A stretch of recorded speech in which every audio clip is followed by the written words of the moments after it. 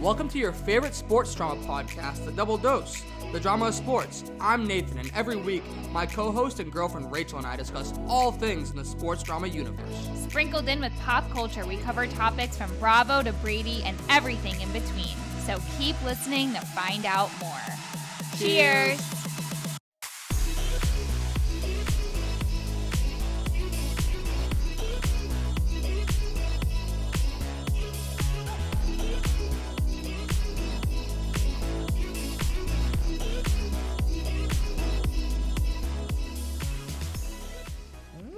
Welcome to the Logan Mankins episode of your favorite sports drama podcast, Double Dose.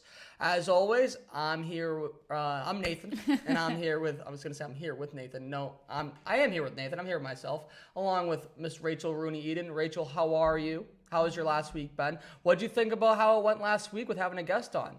What do you think? What do you think about all that, and how are you? I am doing well. Thank you for such a great introduction. Stumbled there a little bit. So many questions, so many things to answer. Now I'm stumbling over my own words. I knew it was going to happen to me. I knew that if I let it get in my head that I would then stumble out in my words.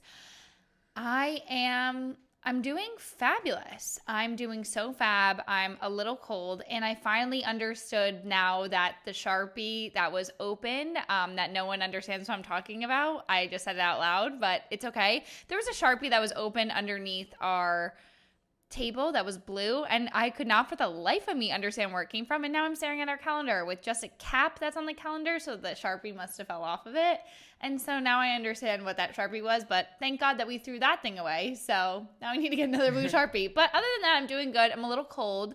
You know, I don't know what we asked for this year, but I feel like this year is turning into a great year, but it's like everything is doing what it's supposed to. January is Januarying right now. You know what I mean? It's cold, it's snowy, you know, and like it's everything that we could have thought that a January would be and more, you know? Because December was we were practically in Bermuda. Yeah, we were.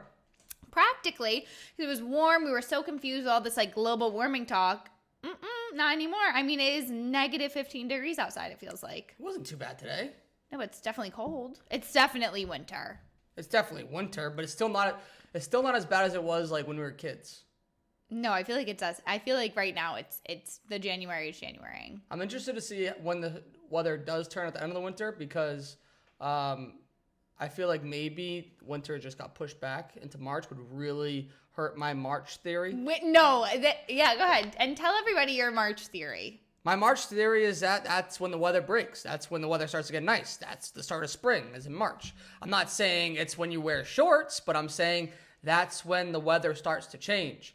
I think everybody can agree on that. No, I don't know why you take... It's April. It's April, and I'm telling you that because March is still freezing cold. March is still cold, and you have this thing in your head that it starts to get warm. It doesn't. It doesn't. March is not nearly as cold as February. I think we could probably look up these stats. 100%, but March is still freezing. Okay, but did I say it's not cold or did I say that it starts to get better? No, it doesn't start to get better at all. It's still very cold. So March is just as cold as February. Now I'm changing my tune. Now I'm going to change my tune because I don't want you to play on my words here. So I'm going to change my tune. March is just as cold as February, if not colder. I think these are probably stats we can look up. Where's a pen? I need a pen. I'm going to write down, I'll put in my notes on my phone to look this up and get back to you next week. Yeah, look it up and get back to me, please, because because you told me, you're like, oh, it's practically spring. And you've said to me before that you could wear shorts, which is why you're saying the shorts comment now is because you told me that you could wear shorts on your birthday. No. March 25th. No. March. Oh, I'm sorry. It's very hard coming from a July 27th baby where you could actually wear shorts every single year on your birthday. Okay? No. There's not one birthday I think that I ever wore pants. Unless I wanted to. No. March for you is the same thing as brick. It's the freezer. As the same thing as we're still in the freezer. It's the same thing as like the Patriots or like Boston. That things that you just just don't agree with me on for no reason That's other than not just true. not to agree with That me is on. not true. That is not true. You have some weird thing in your head that you need to work out, I think, on your own. I'm telling you that March is just as cold. The other two topics, that's on you, bucko. That's all on For real. I'm saying you have the same. You sing the same tune for each Oh, I'm sure I sing the same tune. I'm sure I do. You have that. You honestly do. Also, you have that stuck in your head. Also, what? When do golf courses open around here in the Northeast? Huh, March. How would I know? I have no idea. I'm telling you, March. Yeah, go outside in March with a short sleeve polo on and go swing some clubs. See what happens. I literally play. You're gonna get frostbite on your elbows. I literally play golf on my birthday almost every year.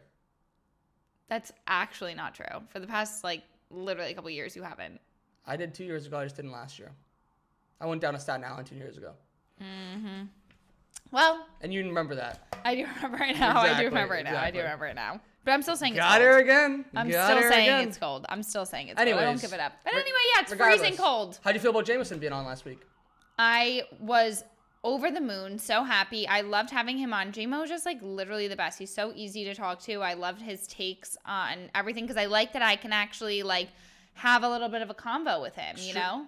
Extremely impressed with just first of all, J-Mo got me into podcasts originally. He's the one that got me into Barstool originally when I got to Endicott freshman year in 2012.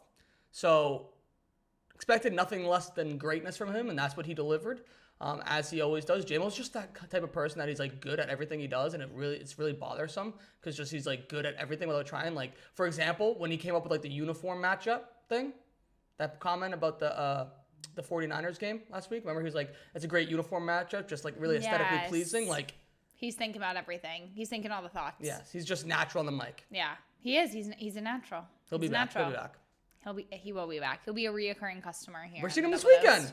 We are seeing him this weekend. We're probably going to the Islanders game. Yeah. So we'll have hockey to report back on in episode 71.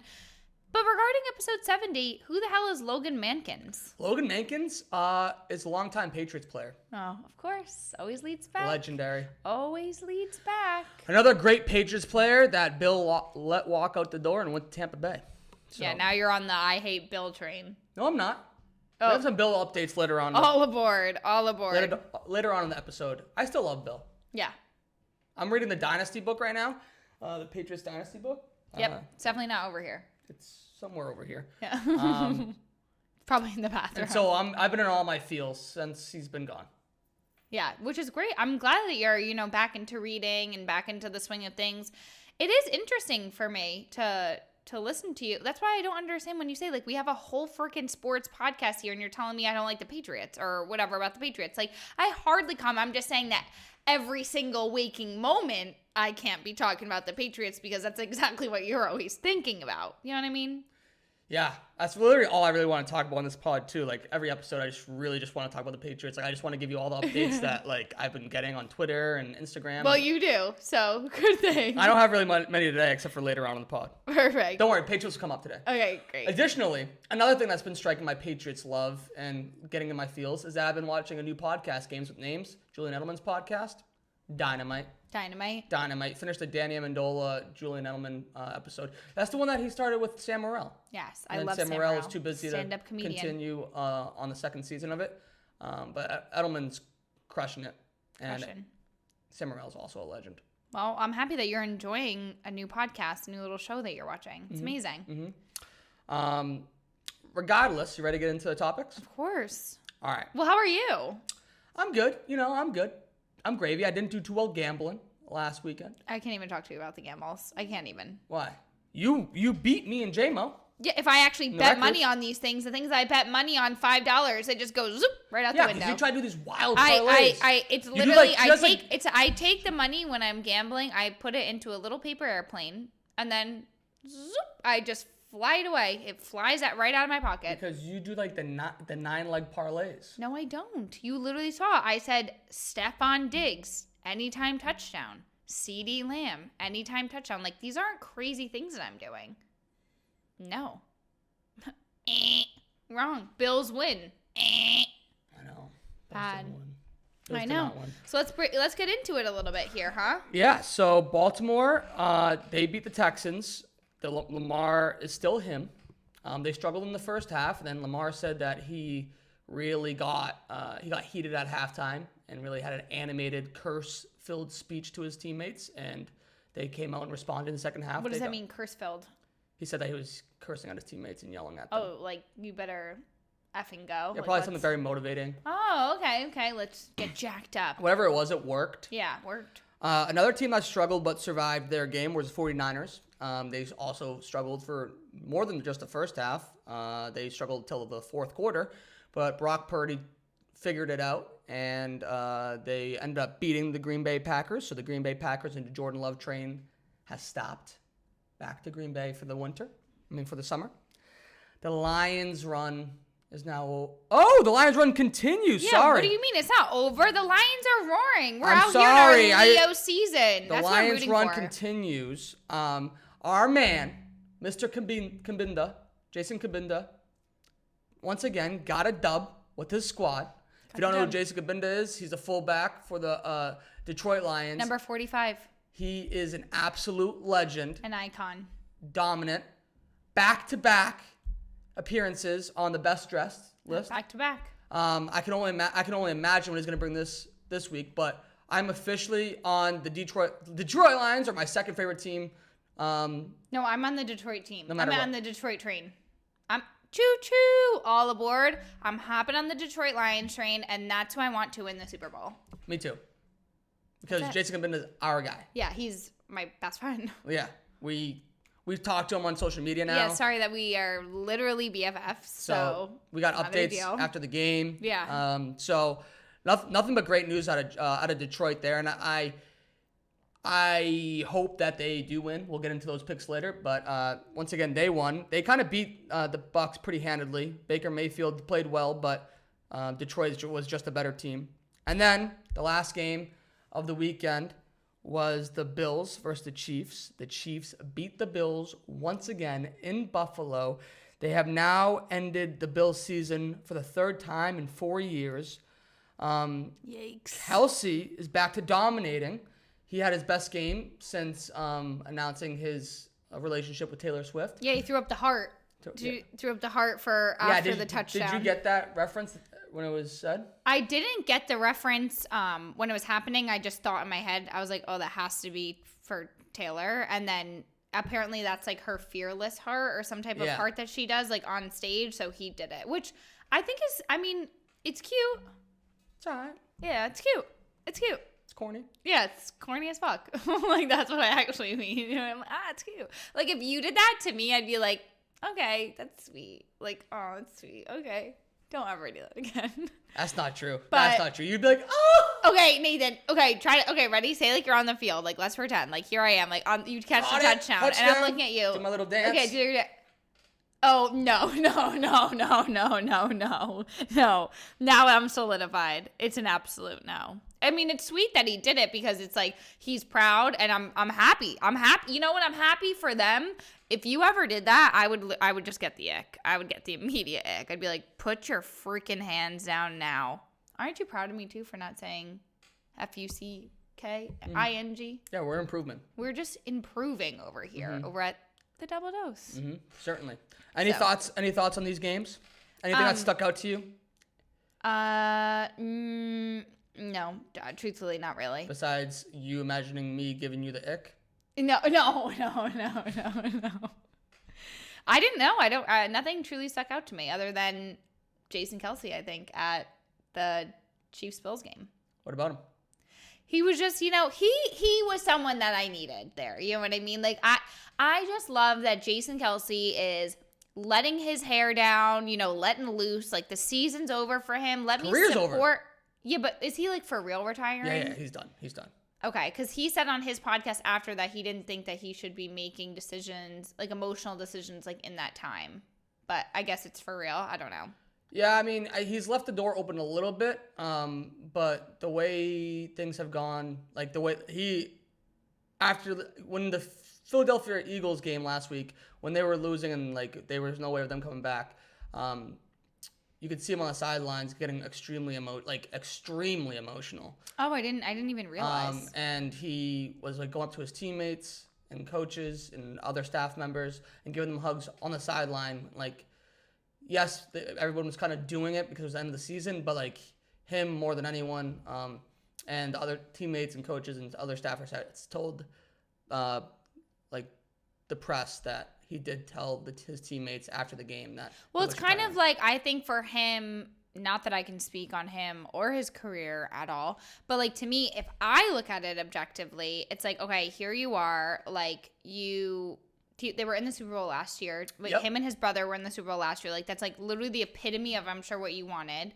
Like, you're playing again, like you're playing football. You have one of the biggest podcasts in the U.S., if not the world. Like, here you are, you have a family, like you have your life, like you're good, you know? So like you don't need to be putting yourself through that anymore if you choose not to. You know what I mean? Like in this moment right now, like I think he's done. Right. And he does have a Super Bowl win earlier in his career against the Patriots. So he has all the boxes checked. And the other big part of that, just to like put the cherry on top to what you were saying, is that he plays a very demanding, like violent position. He plays center, which is on the offensive line. So he's like in the middle of like the freaking mosh pit. Right. Every single play. So it's just an extremely demanding position. And like also, not only is it demanding physically, but it's all demanding mentally, because he makes the calls along the line of scrimmage for the offensive line. Like, right, so he's probably exhausted, and he has 2 little kiddos at home. Like, he's like, I'm good. But that's exactly why I was so surprised about how much energy and like how crazy he was at this game. How crazy! Like, he had his shirt off, he was chugging beers. Yeah, but like as you would be. You know of course. I mean? Like, no. That's what I'm saying. I like, loved as, it. Right. I loved it. It's amazing. Like, that's like your little brother out there. Like, here you are hanging with freaking all these people. Taylor Swift, you got your family here. Your brother just made a play. Like, he's happy. You guys are literally in the best situation ever. Like, I'm fucking taking my shirt off and I'm jumping up and down. I'm throwing beers. He took a little girl from the stand that wanted to meet Taylor or whatever and like had her wave, and it's just like so cute. Like, how wholesome is he? Yeah, he just seems like a freaking great guy. Even before the game, there was videos that were coming out from him just freaking going from tailgate to tailgate at the Bills game, like we talked about. Yeah, what was he drinking out of? Bowling balls? He was drinking out of bowling balls, and what were those big balls? Bowling balls. Are you for real? Yeah. Wait, so I was right? Yeah. I was so confused. I'm like, are those bowling balls? How is he drinking out of them? Out of the finger holes? Mm-hmm. I could vomit. Those finger holes, dark things live in there. Dark plankton lives in there. You know Plankton from SpongeBob? Yeah. He has to live in a bowling ball finger. Yeah. He has to. Ugh. He lives under the sea. Under the sea. Yeah, under the sea of your finger. No, but I loved it. And like you said, if I had a brother or a friend or a cousin or anyone that I knew in the NFL like that, well, Jason Kabinda now. Right, of course. But if we were allowed to stay in Jason Kabinda's box, I'd go freaking bananas. But until that point in time, I can only imagine. Right. I can only imagine the excitement. We'll be there. Yeah. We'll be there. The one thing I couldn't stop thinking about whenever they showed him, they panned to Taylor Swift at one point, and he's just behind her chugging a beer shirtless. Amazing. But you could see like her security detail like in front of the box, and so I could only imagine the nightmare that he is for them. Yeah, because like he's up and down and all around. But I'm sure for her too, like not even to make this like about Taylor or whatever, but like for her too, I've been thinking about their relationship a little bit more because you know the millionaire matchmaker Patty. She said that she was on the red carpet and she said, "You know the millionaire matchmaker?" No.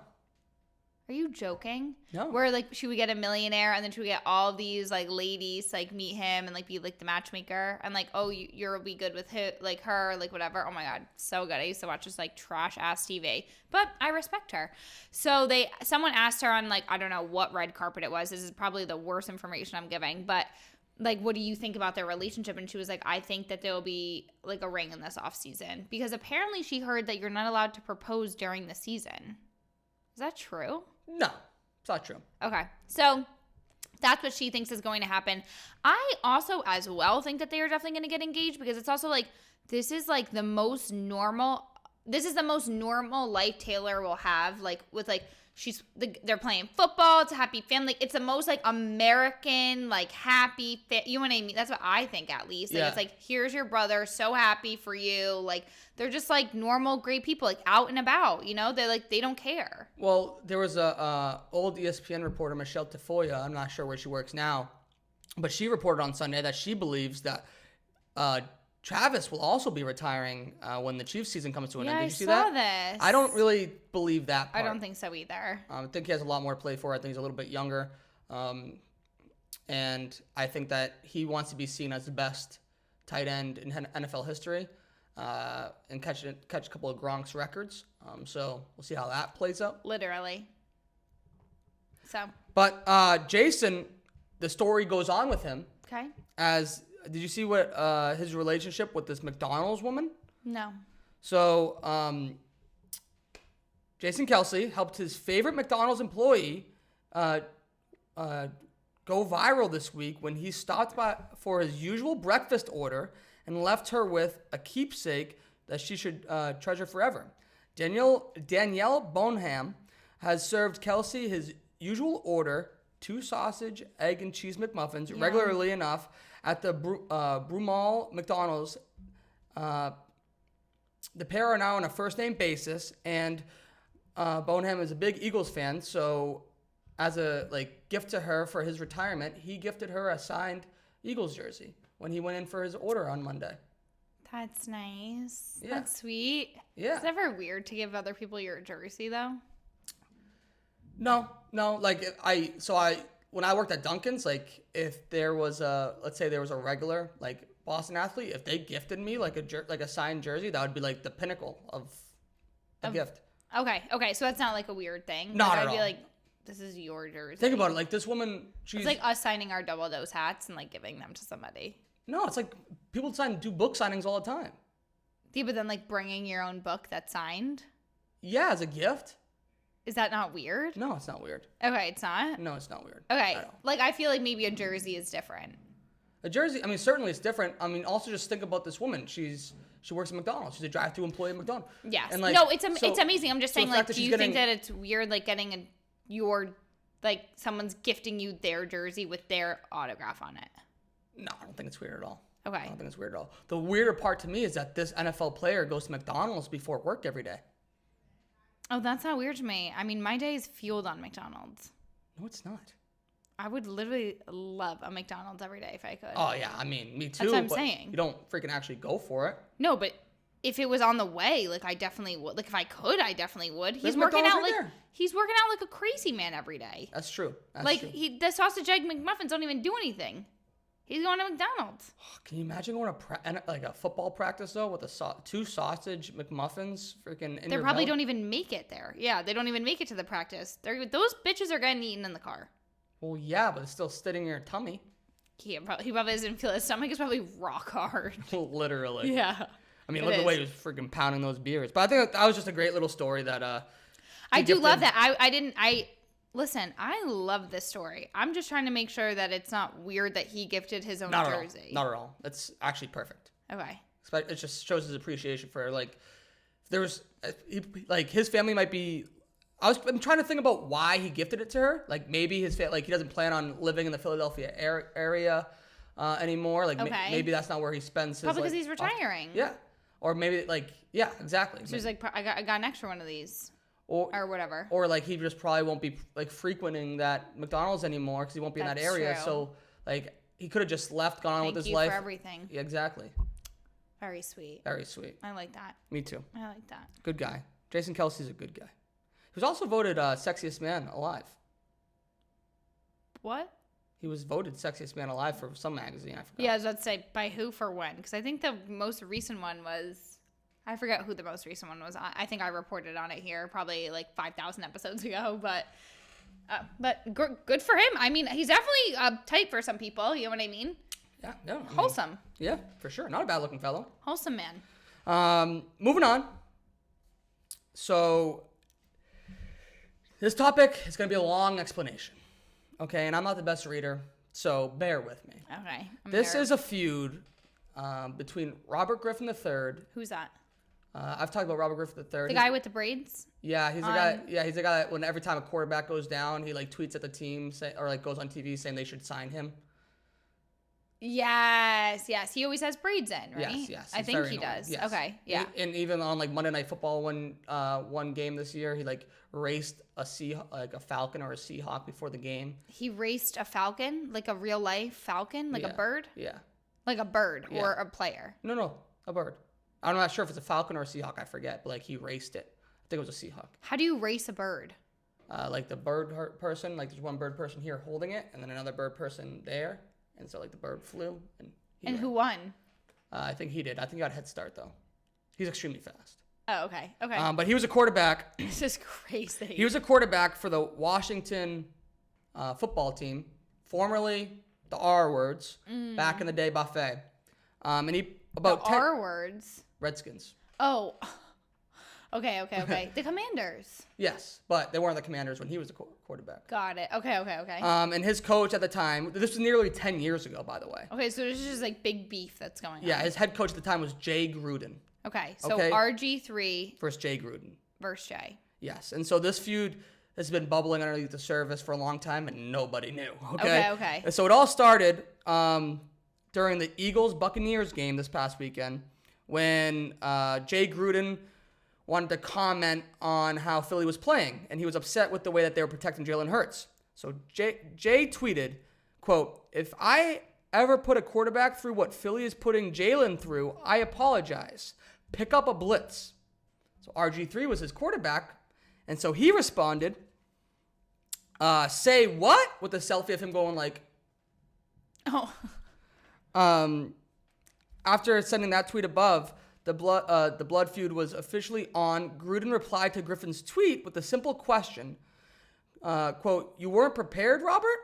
Insinuating that Griffin wasn't prepared because of his own fault. About a blitz? What is? Okay. So a blitz is when... Pick up a blitz? Blitz is when like the defense sends extra guys after the quarterback. Okay. So typically there's 4 down linemen. Okay. So he's saying for the Eagles, like you needed to pick... Like you need to be able to protect... the quarterback. Yeah, so so RG3 is saying, "Say what?" Because you never had anybody protect me. Correct. Okay. And then Jay Gruden was basically...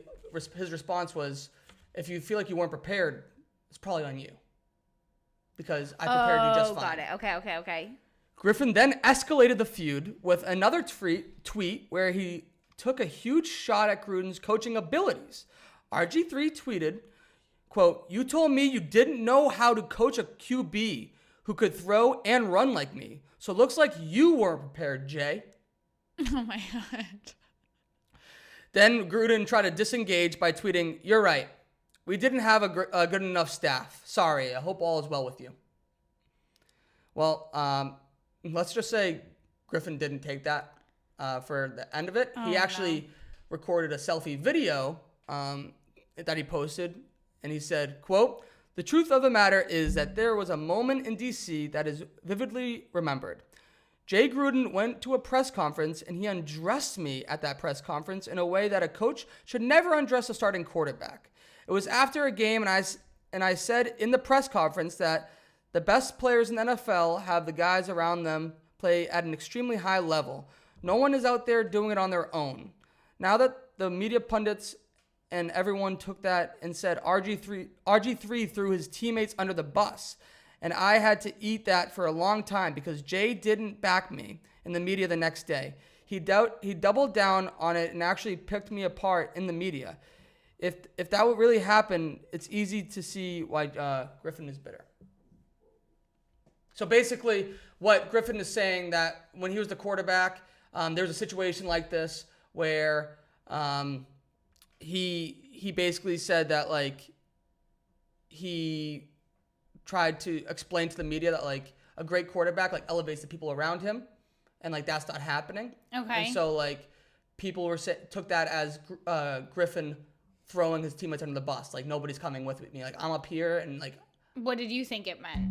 Did you remember this at the time or no? Not okay. Right. Like they weren't that relevant. Okay. And then what Griffin's claiming is that Gruden asked him to say that at the press conference, and that he said that he told Griffin that he would have his back when he went up to the podium, and then when Gruden went up to the podium, he didn't actually have his back and actually just doubled down and was just like, yeah, you're a bad teammate, basically. Oh. But then Gruden re-engaged. He couldn't stay silent. So his last tweet was, "You weren't good enough. Kirk Cousins was better. Cleveland didn't want you. Baltimore didn't either. Quit blaming me." Yikes. What a way to end it. Yeah. Mic drop. Mic drop. Whose side are you on? RG3 bothers me. Okay, Yeah, so I'm kind of biased here. I just don't like RG3. I also think, like, what a weird thing. Like, you initiated it. Right. And he really, like, Kirk Cousins was better. So Kirk Cousins was his backup. And so Jay Gruden went with Kirk Cousins at some point. He benched RG3 and went with Kirk Cousins, which ended up being the right move considering Kirk Cousins is still playing in the NFL. Right. And RG3 is not. A commentator. Yeah, exactly.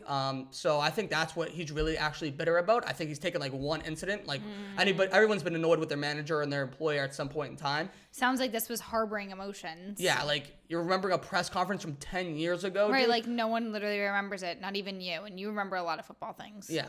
As in you. As in Nate. Yeah. Thank you. So whose side do you have on my broken I way feel of like explaining this? No, I think you did a great job at explaining things. It was just like a little tricky, like the Gruden, the Griffin, you know what I'm saying? Yeah, Griffin, tough. So tough. Basically, like I just think that RG3 like wanted to come after him, which is basically why he was like, "What? Like, what are you talking about?" Like you knew it was gonna start, but like I just feel like he wants to always try to be relevant. Then you know what I mean? Because he's like constantly, like you said, asking quarterbacks to. He's trying to sub in, you know what I mean? Like, it's okay, you know? Like, and that shit happens. But I think he probably has a lot of, like, unsettled emotions because the fact that his coach didn't have his back, though. That's fucked, that your coach didn't have your back after he said that he would, you know? Because if RG3, like, actually meant, like, a good quarterback's supposed to elevate the people around you and, like, the coach didn't back him up, then, like, that makes him in a bad light. You know what I mean? Like that puts RG3 in a bad light. So it's like, how do you expect him to then be a good quarterback and actually elevate the people around him if you're not supporting him, you're only supporting like other people. You know what I mean? So like, that was a fuck up on the coach's part. But like to go back and forth, it's like this is like ridiculous. Yeah, like this is something that and then this guy still coaching, this Gruden guy? No, he's not coaching anymore. His brother is John Gruden, so they're brothers. John Gruden. Who the hell is John? He's a crazy man. Who is he? Is he a football guy? Yeah, football coach, big personality. For who? Well, he got fired. He was a Raiders coach. He got fired a couple years ago because the former owner of Washington, Dan Snyder, that crazy guy, he went to the NFL and released. It's the Orca guy, right? No. That's Bill Polian. Okay. I'm sorry, not Bill Polian. Holy smokes, that's Jim Irsay. Yes, Irsay. Who a report came out. Poor guy. A report came out this week. I meant to put it on here. That Jim Irsay was found in December on his bathtub with an overdose. Wait, he's dead? No, they got him with Narcan in time. Oh my God. To revive him, but yeah, he had an overdose. Awful. Regardless, I digress. But back to your question about John Gruden. So Dan Snyder released emails to the NFL that painted John Gruden in a bad light, basically making him look racist, basically. And so since then, John Gruden was immediately fired, and there's actually talks of him coming back to be the offensive coordinator with the Saints. And so the Saints are under a lot of heat right now because a lot of people are saying that they shouldn't hire him because of those emails that were illegally released. And I don't really remember the emails, so I don't want to comment on that. Like if they were interesting. Yeah. Okay. Well, the Gruden brothers are just a mess. It sounds like they're a big mess. You know what I mean? But it's also like I totally get it. Like where Gruden's coming from, like trying to back his own name or whatever. But like also in that moment, he should have 10 years ago when we're talking about. I feel like we're freaking Denise Richards at the dinner with Erica Jane. Like what are we talking about 3 years later? You know what I mean? Like this is like why are we talking about this 10 years from now? You know what I mean? Right. Like. But yes, at the time, the coach should have supported his quarterback. You know, the thing is, that he wanted Kirk Cousins to be the quarterback. Well, either way, like what you're now, but that's just like you're just being gross about it. You know what I mean? Like you knew that's not what he meant. You're just taking the easy way out, not commenting on it. So then you could have Kirk Cousins come in, like just be a good person, you know, and then good things will happen, and then you won't end up fighting with your old quarterback on Twitter 10 years later. True. So. That's what happens, you Just know? need to grow. Both of them just need to grow up. Grow up. Exactly. So, Speaking of growing up growing up and getting old. Although these older people still have date, they still date. They still date, obviously. They Golden still date. Bachelor. Exactly. Did you watch How old that? are we talking? Of course I did. How'd it go? They got married. Yeah, I watched the wedding. How'd it go? The wedding was very cringe, but I loved it. I mean, it's so sweet. I love watching these older people What was get more together. cringe, the Fearless Heart or the Golden Bachelor wedding? Equal levels of cringe. Backup question. Back to the Kelces and Taylor Swift because we can't help ourselves. Do you think their wedding will be televised? I do not think it'll be televised, but I do think that there will be a lot of pictures. For sure. And like videos and stuff coming out. It'll be a thing. But I do like it. Like, I like that they're being like showcasey about, like, you know what I mean? Like, whatever. At this point, why the fuck not? Right. You know, like at first I'm like, is this just for press, whatever? But you know, maybe that's just my jaded way of thinking. I'm like, is this for the press? But no, it's not. They're just trying to live their life. Great segue back to our topic about the press and if these dating rumors are for the press or if they're real. Okay, so according to page 6, Irina Shayk was photographed hanging out with Lewis Hamilton in Paris Friday night. Oh my God! I'm 4 days after she had a date with Tom Brady, and I don't know how to say that restaurant's name, in New York in Lower Manhattan. Oh, I don't know how to say it either, to be honest with you. Brady and the Russian beauty. Brazier Fouquet? Brazier Fouquet. Yeah, I don't know. It has to be French. Brady and the Russian model have been seen together on several occasions after first sparking romance rumors last summer, including during Art Basel Miami last month. While Hamilton was linked with Shakira during the summer, if you remember correctly. I do. So I may be overreacting, but I really do think Brady needs to run away from this chick. Okay? Like, he needs to run. Yeah, go ahead.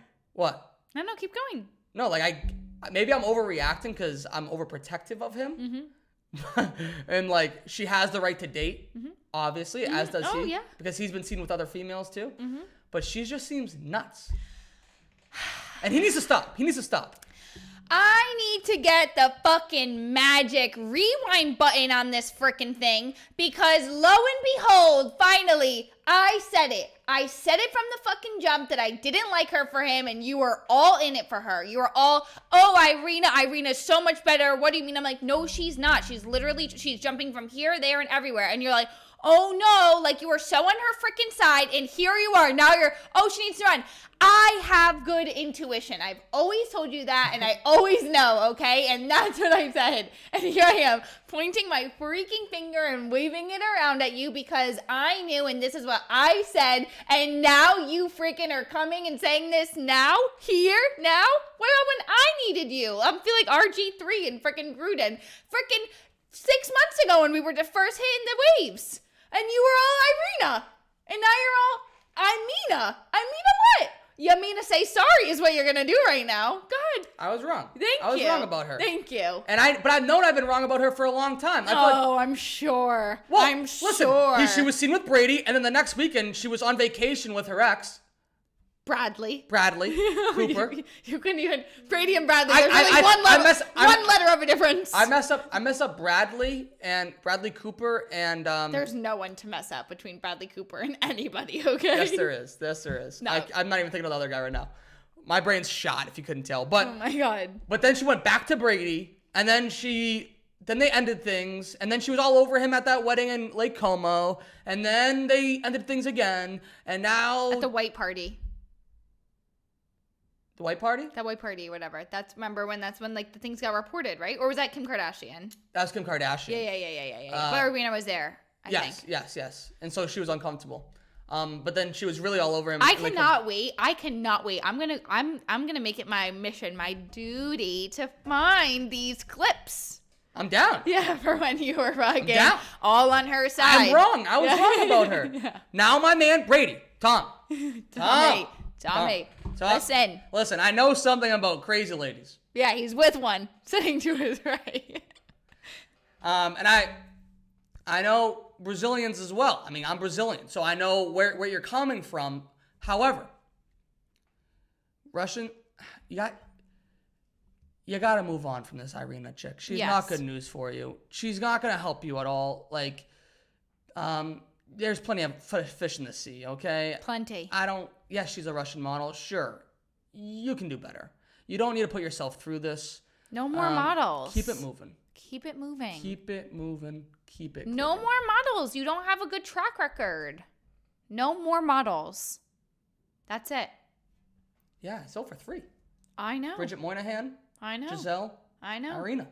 And he still put a ring on one of them. 2 of them, maybe. No. He just had a kid with Bridget. But he put a ring on one. Giselle. Yeah. Move on, Tom. Move on. It's hard to be wrong sometimes, I'm sure. But there's something that's always right. And that's the Drama Sports Club hat. Please, you could get the Drama Sports Club hat available at the doubledosepodcast.com. That's double DOUBLE, dose DOS, podcast PODCAST.com, doubledosepodcast.com, where you could get you and yours this fabulous Drama Sports Club hat. Here, I'll put up close to the camera so you can see. Look at this incredible embroidery. At the same time so you can see. Same time at Double Dose Pod. You could sport not only your favorite sports drama podcast, but this Fire Fuego Flames hat available to you now on the doubledosepodcast.com. Thank you. Also, on that sentiment, thank you to everyone who's purchased one. Thank you for everyone that's not only purchased one, but worn it out in public and also posted it and shared it on social media. It means more than you can know. It's so sick to see it out in the wild. It truly is. It's amazing. We greatly appreciate it. We can't thank you enough. Seriously, thank you so much. Thank you. Piece of sad news here that you probably don't care about, but somehow I found myself being a little emotional about this. Maybe because I'm just emotional lately. Oh no, what happened? Sports Illustrated is dead.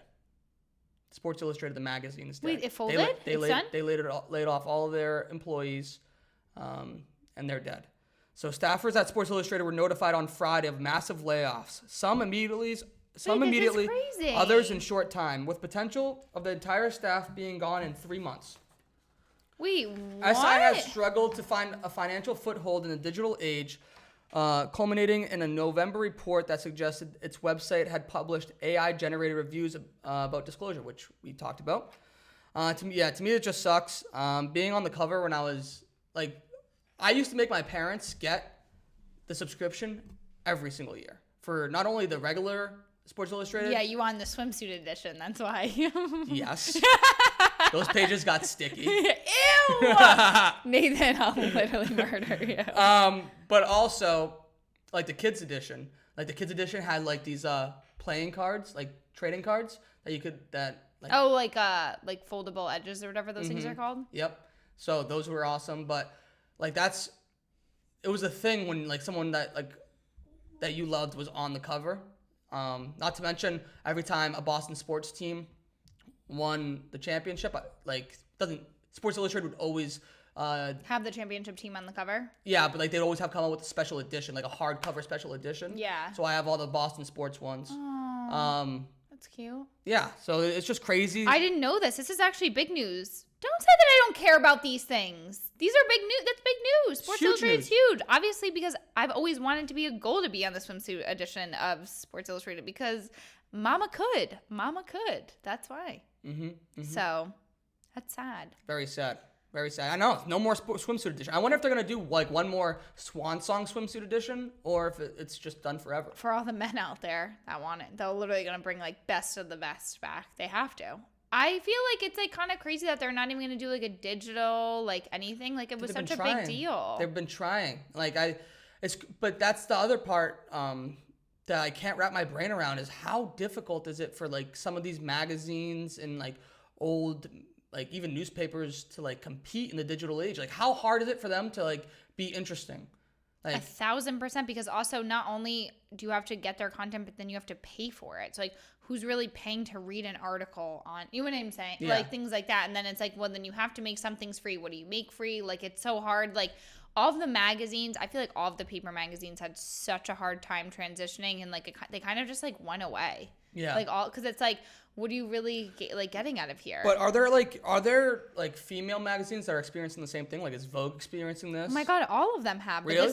this all was like, I mean, this happened ages ago, like when the first like big digital boom was happening. I mean, it happened to everyone. Like, you don't make like a lot of money when you're in like magazines. I'm like, you don't make a lot of money at all. Like, it's very thin margins, like where people think like a lot of like that it's like very like luxurious and glamorous. Like, it's really not. Like, a lot of what you get is like through brands and stuff like that, like gifted through brands. Like, they truly do not make a lot of money. Yeah. So yeah, it's truly sad. Like, it's crazy to me that like being on the cover of Sports Illustrated is no longer going to be a thing. So, like, what is that next thing going to be? Yeah, I mean, they might change it, though. You never know. They might be restructuring. They might be letting everybody go and, like, restructuring into something that is more digital and coming out with something like that, and that they're not allowed to speak about it yet. Maybe. But either way, they've notified every single one of their employees that they're going to be laid off. So, awful. That's crazy. If they haven't been laid off already. So, yeah, it's just super, super sad, and I'm not happy about it. But then again, I'm part of the problem. Don't remember the last time I got a Sports Illustrated exactly. edition. Yeah. When was the last time you really got one? When was the last time you got one? Last time the Patriots won the Super Bowl, probably. Right. And when was the last time you saw a Sports Illustrated cover? Probably on social media where you didn't have to pay for it. Yeah, probably. Last Or one. like any of the stuff inside. Yeah. Swimsuit edition? When was the last time you read one of those? When Kate Upton was on the cover. Oh, God. Okay. I actually think I remember that one because I think during that time I was like, holy moly, her boobs are giant. Good for you, Kate. And good for you, the baseball player, or what's his name? The guy that she's with? Justin Verlander. Justin. I knew it was I was going to say Jimmy. She can't be with a Jimmy. What's wrong with a Jimmy? Jimmy Butler. Is there a problem being so true. So true. Come on now. So true. Come on, apologize to the Jimmys out there. I'm apologizing to all the Jimmys except for the Sprinkles because you ain't a person. So. And then I have a feel-good story because we need to get this back. We need to get the mood back up. Yeah. Gotta get it up. Oh, praise Jesus. This is becoming probably my favorite segment. Me bringing you a feel-good story. I love this feel-good story. Originally, it was going to be the Jason Kelce one, but I found a better one. Okay. So this is actually kind of confusing as well. You're here to elevate the people around you. You're the quarterback of this podcast. I think you would disagree with that, but I don't disagree with that. I think that you're the quarterback of this podcast, and you're just elevating the people around you. Thank you. Appreciate As in me. And our producer. And our producer, of course. Yes, exactly. So Derek Barnes, he's a linebacker for our Detroit Lions. Okay. And he got his first career interception. It's his third year in the league to win the game. Okay. That's not the feel-good story. That's part of the feel-good story. So the cool story behind this is Andrew Whitworth.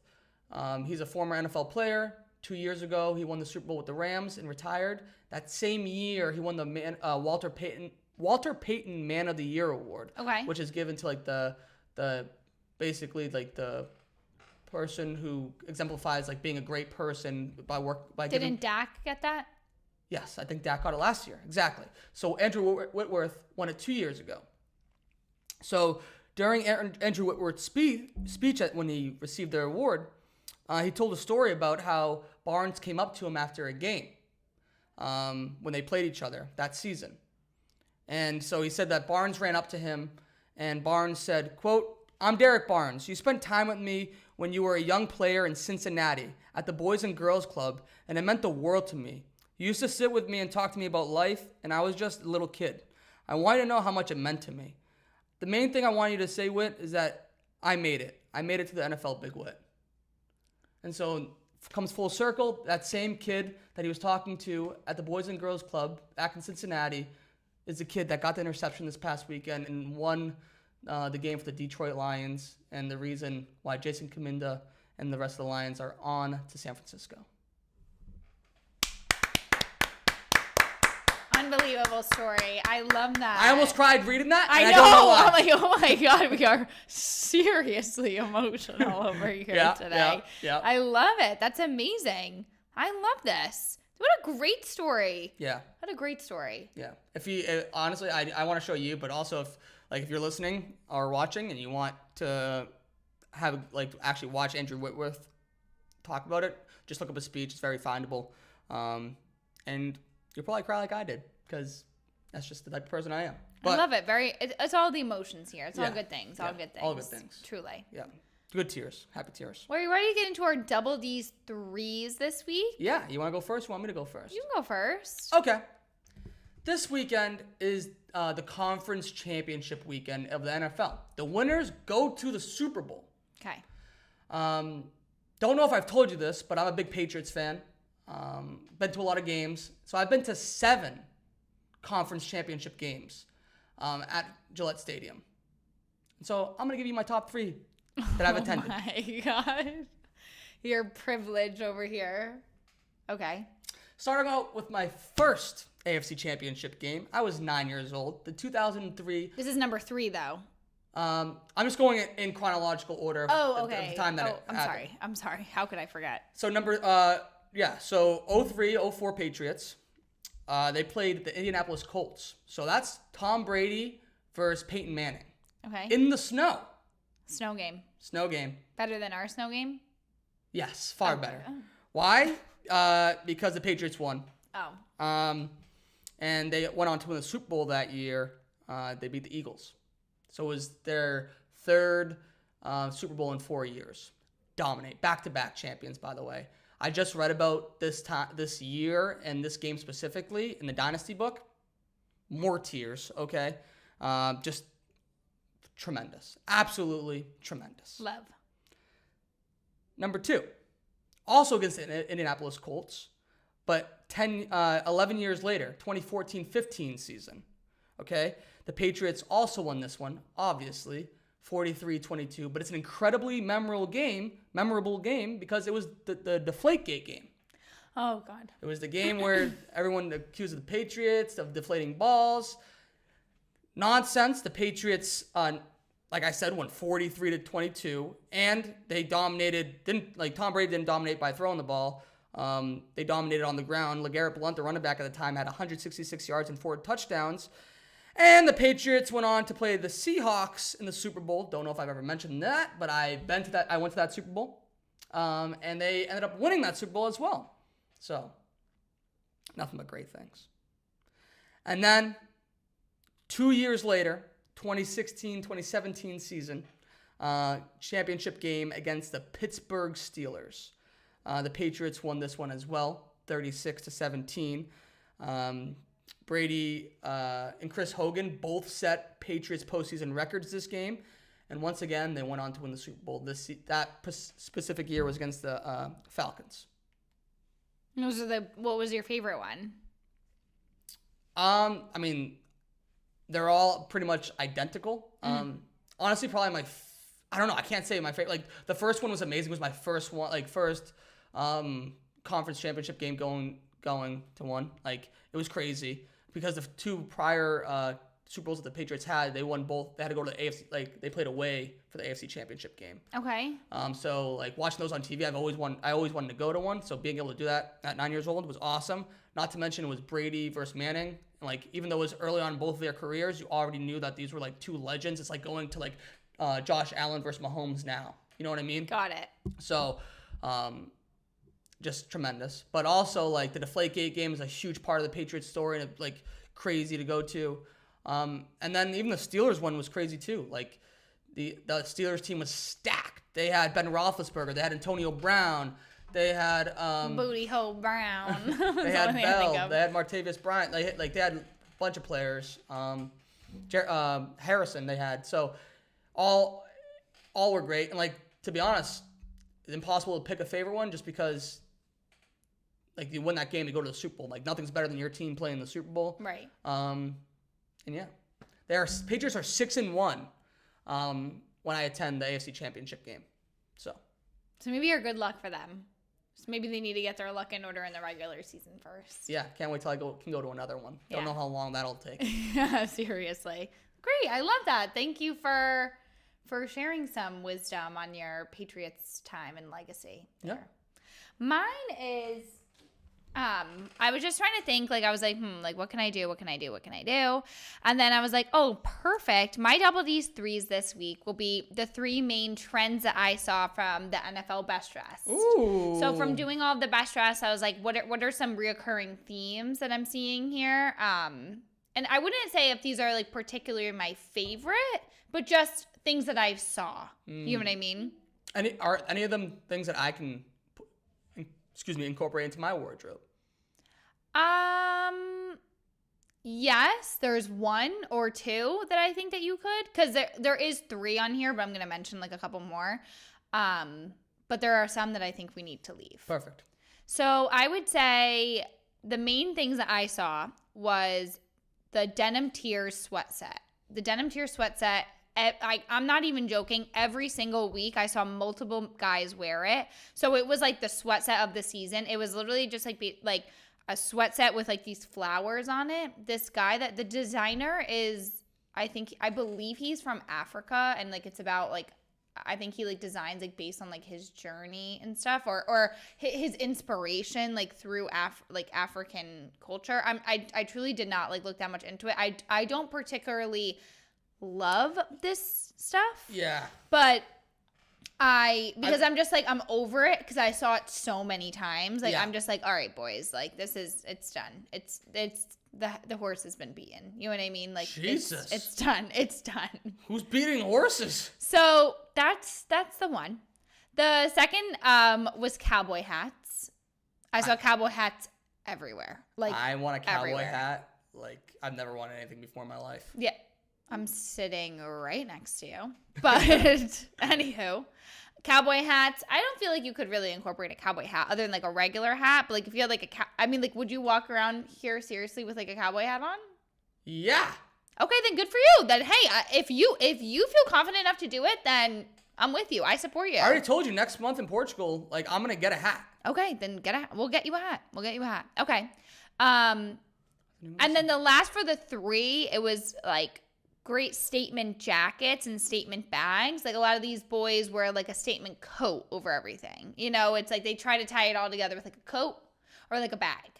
And so that I liked. I think that you could definitely do like a statement coat. I think you're getting into like more coats and stuff. Like I think that there are more men's designers that are doing things like that, which is exciting. Sure. I know it's like just like a jacket, but you know, it's nice to have like a nice little piece in your closet. And then just some, you know, one-off things is big chains. I mean, I know that's like a normal thing, like iced out, fat chains. I mean, like I've seen the crazy ass things. The last one that I recently saw this week I showed you was an airplane. Someone had Nicole Hardman. An airplane on them. I'm like, why? Like, where are you going with this? You know what I mean? Right. Like, you could literally take that off the chain and put it as like a centerpiece, like decor, you know, like what's happening here? Right. So, and also a lot of leather. A lot of these boys are wearing leather this season, and I particularly love that. I love the leather input. I love a leather jacket. I love a leather pant. I think seeing a guy in it means that he's very confident or like, you know, outrageous or something. I'm like, oh my God, I loved it. I loved like the leather, the suede, like give me that, you know? Had a lot of fun, and I really enjoyed it. I also enjoyed all of the preppy style that I saw. A lot of preppy, cowboy, and leather. That's like... What a great way to sum it up. Yeah, preppy, cowboy, and leather. So, loved it. Loved it. Thank you, boys, so much for, you know, continuing to dress up and be a part of my best dress for the ones that definitely were. Do you know what you should do? Is you should do like for March Madness, you should do like a bracket for the best dressed. And then like... for who had the best dress outfit of the... That's a good idea. Mm-hmm. I'll go through it. I'll definitely go through it. Like you can even like do like your version, like your results, but also like we put on social media, like just every day we put like a different matchup. That's a good idea. Saquon Barkley versus Let's do it. Odell Beckham. Let's do it. Definitely. I mean, Jace Kabinda's going to win, obviously. Totally. But we'll do it. But then I actually have a story for you. Where is Tiger Woods headed after Nike? Did you see this? No. Where is Tiger Woods headed after Nike? This is a report from Hype Beast and Hype Golf in particular. But the golf world may have its answer, and it may be coming to us. In case you missed it, new Sunday Red trademarks have been filed by TaylorMade Golf in the United States Patent and Trademark Office. The trademark suggests that a Tiger Woods signature brand will be central to equipment manufacturer TaylorMade's expansion into apparel. So is Sunday Red the new Tiger Woods brand? What are we thinking? It says SDR with a tiger in the middle. This could definitely, and all the other pictures are the patents, like for like apparel and whatever. That to me definitely makes sense. But what is Sunday Red? So he always wears red on Sundays. when he's playing. 100% this is him then. Yeah, it has to be. So And he's already a TaylorMade athlete through for his equipment. So maybe he wanted to get into his own thing, like He I also said. when we previously talked about this, I also mentioned that he owns that classic Tiger Woods logo. So that will also, I know that like the logo you just showed me was awesome, but he also owns that too. So that's gonna come with him from Nike. But I wouldn't be surprised if he abandons that old logo and just starts fresh. How do you feel about this?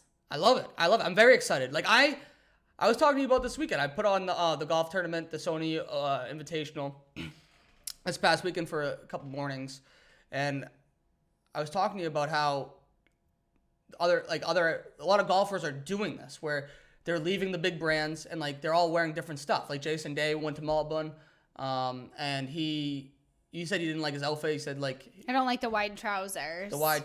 But I'm not crazy. Like I wouldn't wear them. Like they looked really wrinkly too, because like they just looked too big for him. It looked like he was wearing like his dad's pants. You know what I mean? Like on the course. Right. And I didn't think it was a terrific look, but I like that they're trying different things, because the one thing with golf forever is that everyone wears the same shit. Right, which is why I like Victor Hovland, because he wears all funky things. Right.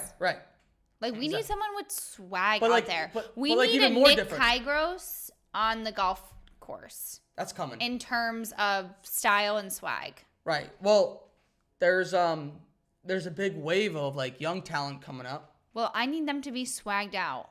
I think they will be. I think we're in a very exciting place with like golf apparel and like golf. Maybe Sunday Red will be in it. Certainly. I think this is another opportunity for best dressed.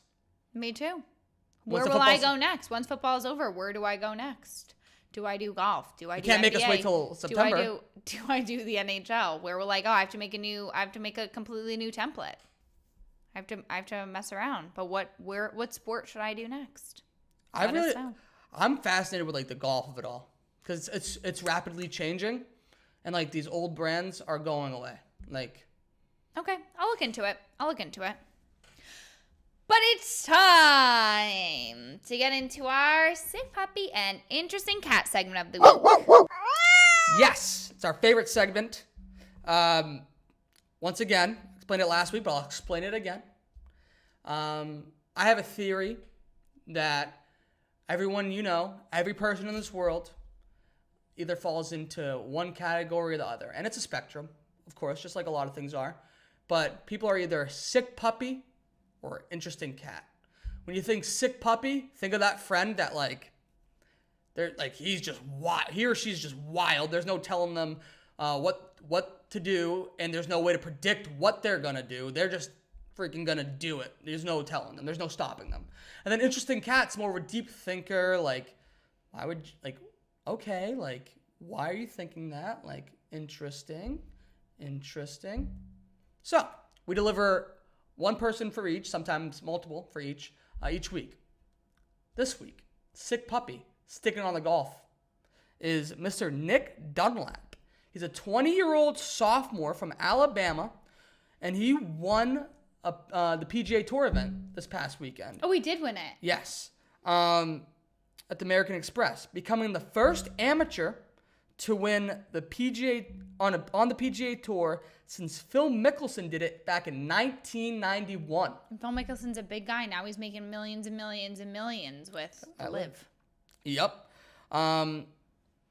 The craziest part about this, besides him winning, which is just crazy enough, is that since he's an amateur, he doesn't get the prize money. The $1.9 million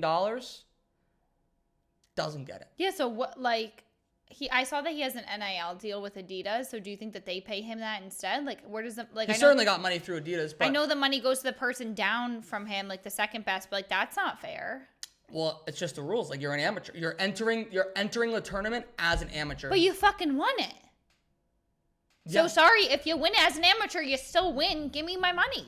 But so there's a lot more benefits aside from the money, which will allow him to win more money in the future. Where since he won, like whenever he wants to be done playing in college at Alabama, he can go step right onto the PGA Tour. He doesn't need to mess around with the European Tour or the Corn Ferry Tour. Because he won this tour. Since he won on the PGA Tour, he gets an exemption for 3 years. So he's automatically on the tour whenever he wants. And that clock starts whenever he wants. Oh, for 3 years. Yes. Okay. He also gets into all the majors for each major is a different time. So he gets a free bid into the Masters for. You think he'll go? Yeah, he already qualified for the Masters by winning the U.S. Amateur event. Just winning it up. Yeah, he's nasty. He's crazy. He's doing done laps around everybody. But yeah, absolute sick. Nick done laps. He done been had doing laps. Yeah, he done been had doing laps. But he's absolutely sick puppy. Be 20 years old. It got interesting at the end. He was in a 3-way tie in the back nine at one point.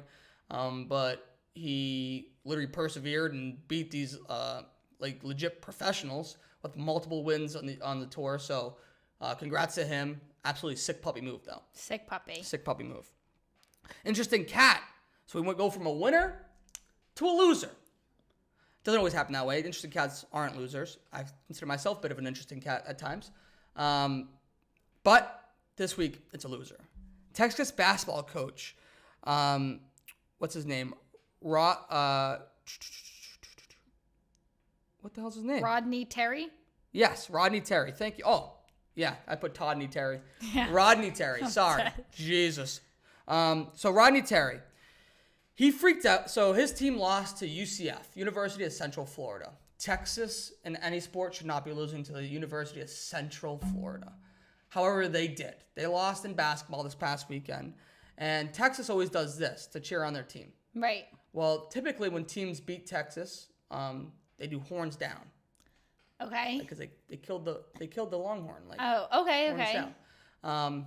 Well, That makes sense. That's what the UCF basketball team was doing after the game. Like they were like going like this to the crowd because like the crowd was taunting them. They were in Texas and the crowd was taunting them all game, so they were just like going like this, like, screw you guys.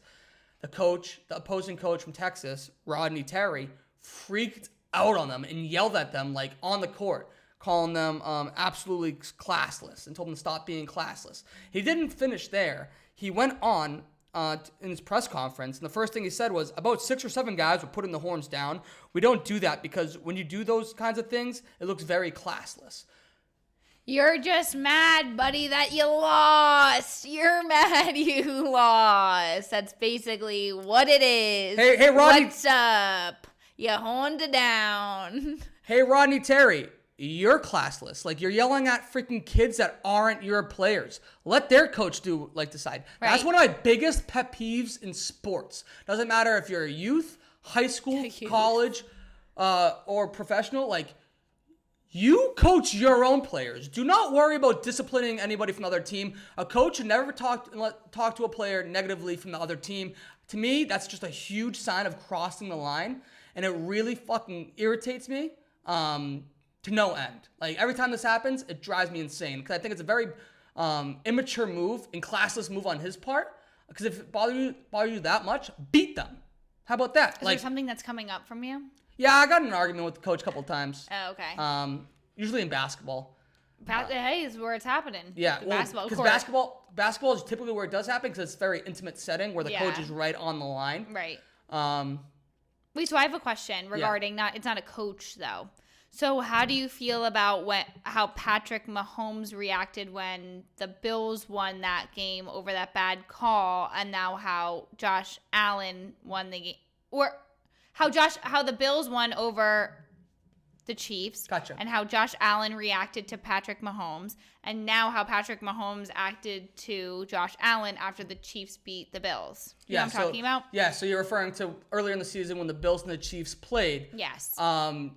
There was a controversial call of Kadarius Toney being lined up offsides. Right. That brought that touchdown back. Bills end up winning that game. After the game, while shaking Josh Allen's hand, Patrick Mahomes said, like, what a horrible call. Yeah, and he was bitching and moaning, and then being a sore loser. And then Josh Allen, when he lost a far more important game in his house, he took the high road and just shook his hand and kept it moving. Yeah, Right.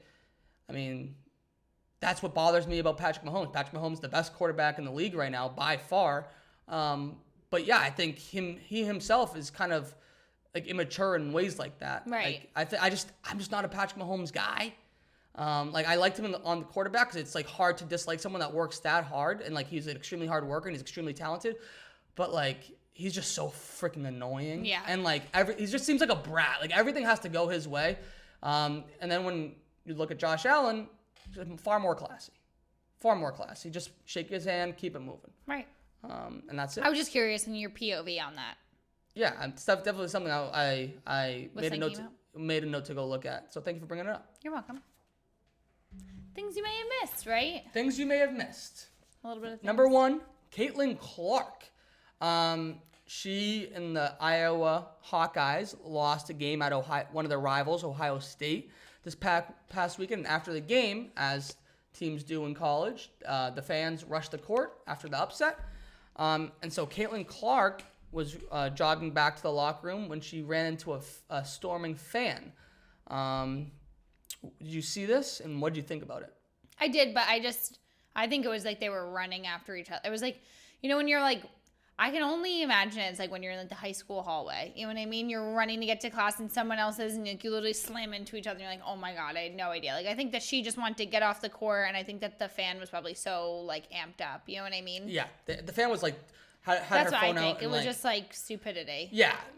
My whole thing with it, though, is that Caitlin Clark was so dramatic about it. No, because I think that I don't think that she was dramatic about it. She flared her arms and... Ooh! I don't think that she was dramatic about it. I think in the moment, she thought that this person was coming after her. So she's like, oh my God, like what the hell? Like what's happening? You know what I mean? Like I think that each reaction like made sense to me. Like I would have done the same thing. Like if someone came running after me, like I'd be like, oh my God, like what's happening? Like she's emotional. Like you're not in control of what's happening. Like it was just her immediate reaction. I don't think it was dramatic. Like she wasn't sitting there crying on the floor. She stayed on the floor for a while. I think that she was just upset. Like, she was just like, what the fuck just happened? Yeah, I think it was dramatic. And not to mention, she initiated the contact. Like, she's the one that, like, put her arms out. There was no one. It was an accident. It was just an accident all around. All right. Don't make it a thing because you're trying to be, like, mean to women over here. I'm not mean to women. The fan was a woman, too. Sure. But, like, you see the fans running onto the court. Like, be aware. And, like, the fan needs to be aware, too. Okay, be aware. Just imagine that was you out there after you just lost, right? I'd throw hands. Yeah, exactly. So don't even. Yeah, They're lucky that this freaking girl didn't get her teeth knocked out. True. So. I still think it was a little dramatic, her reaction. Regardless. Also things you may have missed, back to the hockey fashion. Back to the golf fashion. Jesus. Tony Finau wore Travis Scott's this past weekend on the golf course, and it looked... I didn't miss it because you told me so many times while we were watching it, and you took a picture of it, and I love that you put fire flames on our paper here next to the Travis Scott's. Yes. I like the colorway. I like the colorways. I think it looked good. I like Tony Finau, and I know that you love him, so I support his outfit choice. I didn't show you these, but Oregon, they announced their new hockey uniforms, and they modeled it... The jersey I should have wore today was my Mighty Ducks jersey that you bought me. You should have. They modeled it after those.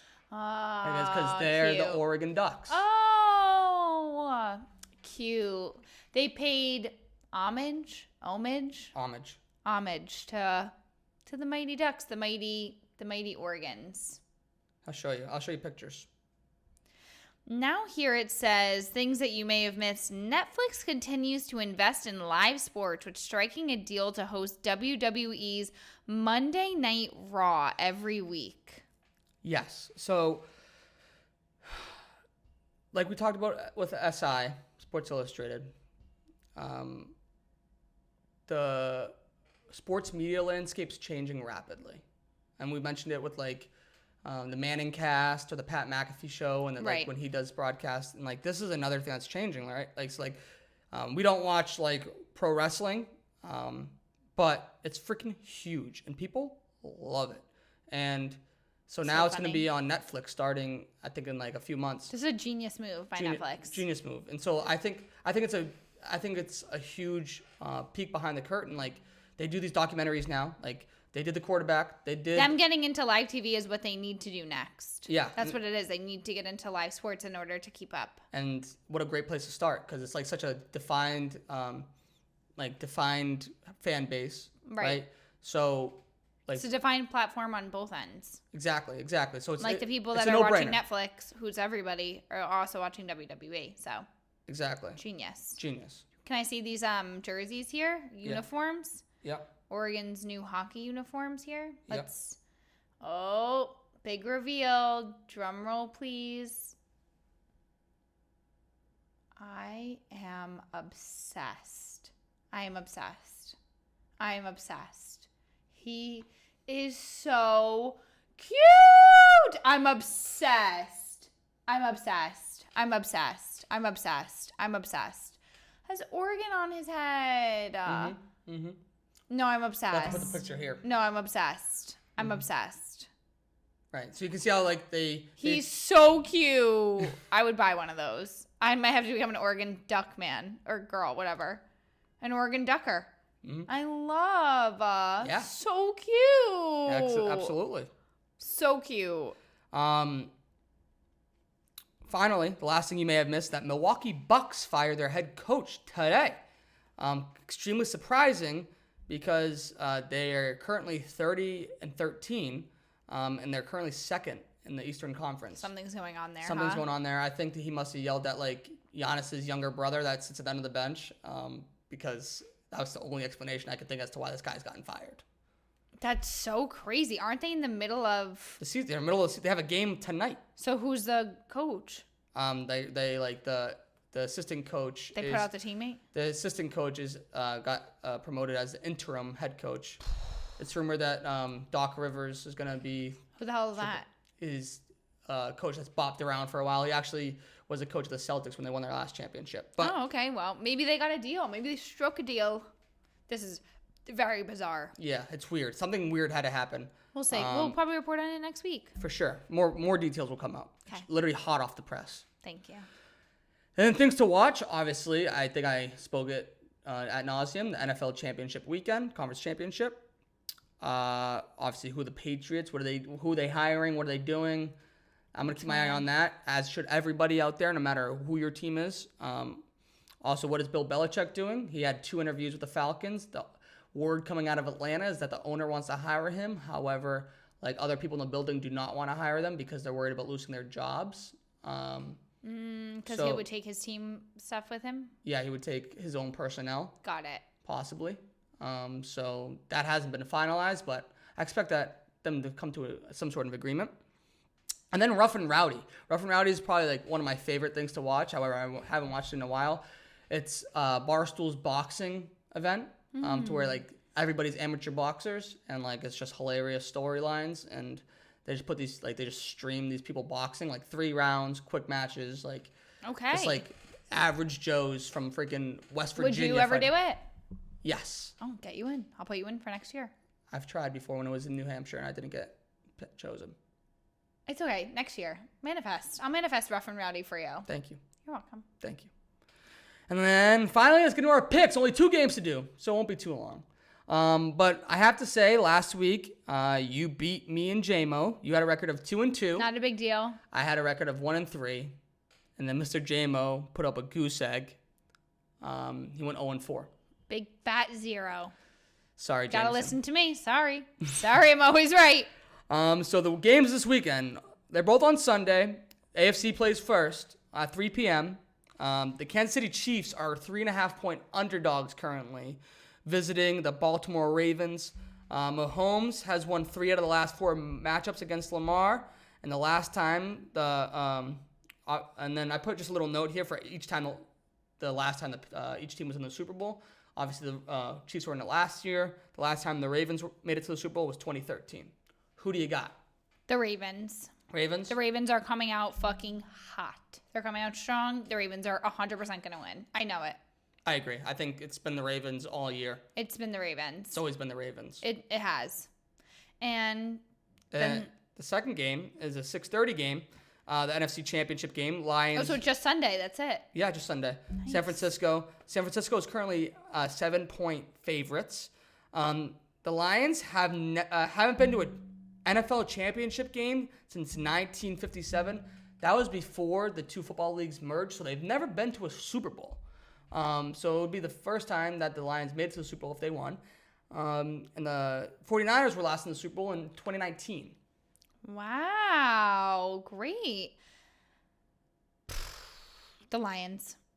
I mean, it's not even a question. We already said it earlier. Yeah, the Lions. Go Lions. Go Jason Lions. Kaminda. Yes. There's no question. That's the lock of the century. Yes. I'm taking all the money left in my FanDuel account and putting it on the Lions. Yes, the Lions and the Ravens. That's who's going to be the Super Bowl. Yeah. Although my preseason prediction was the San Francisco 49ers and the Ravens, but Very close, though. We're very close. very close. So, Somebody say genius, somebody say. but that's not my preseason prediction is going to be wrong because the Lions are going to make it. Right. Well, there you go. There you have it. There you you have have it, it. folks. Would you like to close out this episode? Yeah. Thank you everyone for listening. If you made it this far, thank you for dealing with me. My brain's been kind of mush today, so thank you for dealing with me. Oh. But seriously, thank you for everyone that listens, watches, even if you like any of our content on social media, or if you even decide to buy a hat and wear it as well. We can't thank everyone enough. It truly, truly means a lot that you support our little program that we have going on here, and it's fun to grow it with you, and couldn't be more thankful, and the best 70 hours of my life. Love it. Love it. Thank you so much. Well, ended out on a bang. Cheers, episode 70. Imagine We that. cannot cheer with water. We got to cheer with our fists. Cheers. Cheers. Love you. Thank you so much for listening to another episode of your favorite sports drama podcast, The Double Dose, the drama of sports. Don't forget to rate and subscribe to our podcast wherever you watch and listen, and give us a follow on Instagram, TikTok, and Twitter at Double Dose Pod. Thank you.